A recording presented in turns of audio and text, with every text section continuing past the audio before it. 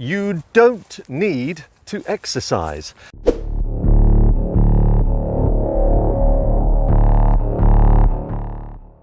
Alrighty, I bring you some rather interesting news. Now this comes via Evolution of Dave. Hopefully you can see the t-shirt rather than David Florence Recruitment. You don't need to exercise. And I realize that is a rather clickbait-like statement, and I'll qualify that in a second. Now, this all comes from a very recent study conducted by a good friend of mine, Professor Emmanuel Stamatakis of the University of Sydney. He's a professor in epidemiology, and he conducted a study along with his colleagues looking at physical activity and a change in our thinking around it. And he's coined the phrase HIPA, high intensity incidental physical activity. Now, why this is very interesting is that it's intensifying any physical activity that you will be doing in the day normally. Now, actually, a prime example of HIPA is now going on behind me. Come on, Winston. Come on, let's go. High intensity incidental physical activity. So it's looking at your day in a different fashion. If we look back at two things, number one, our ancestors, and number two, the blue zones that are scattered around the world. Blue zones, I'm sure you know, are the zones in which there are a higher proportion of those reaching 100 years plus. Now, both those groups of individuals, our ancestors and those in the blue zones, have something in common. And that is that they were and are more agile, more physically active, more mobile than many of those in the West. And that is because they don't see the world in our eyes. You know, for much of us, it's this, crikey, I really need to go to the gym today. I must run a 10K today before I get to work. All those kind of ideas. What they do instead is just simply conduct their normal lives via physical activity. So, especially for those in blue zones, many of those folk don't drive. They walk to wherever they need to get to or cycle.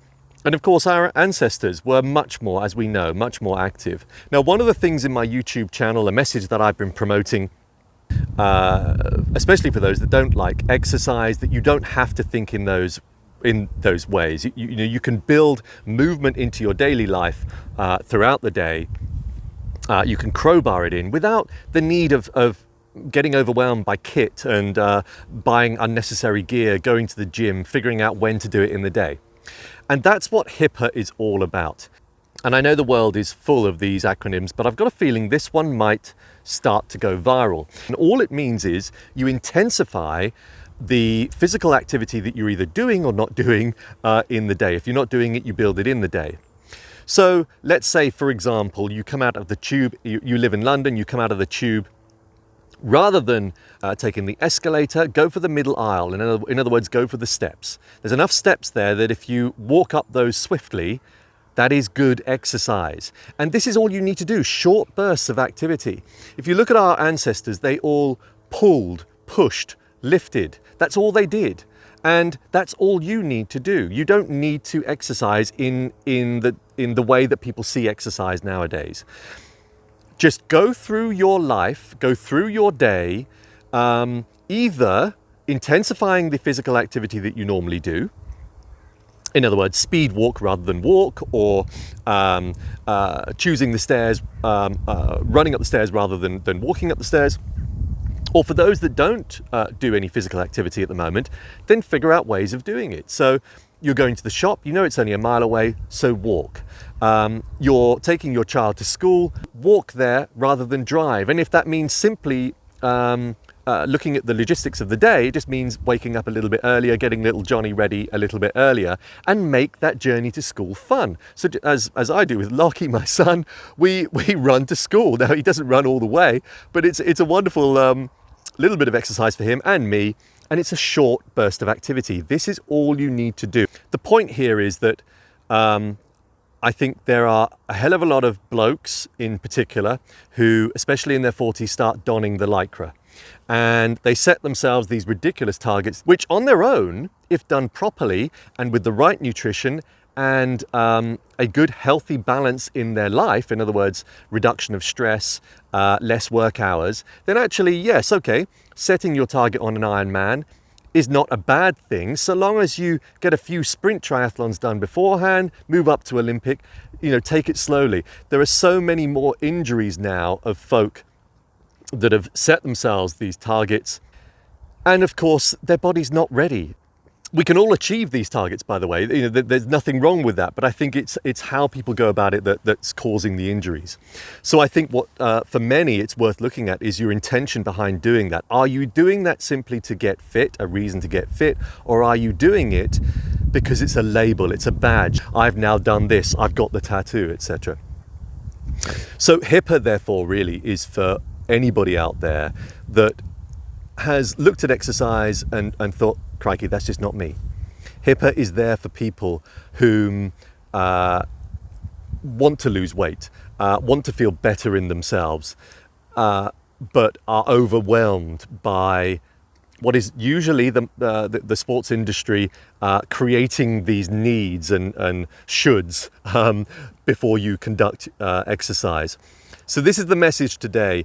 Go out, walk to work, choose the stairs, go and help the person that's loading the photocopier. Does that even happen nowadays?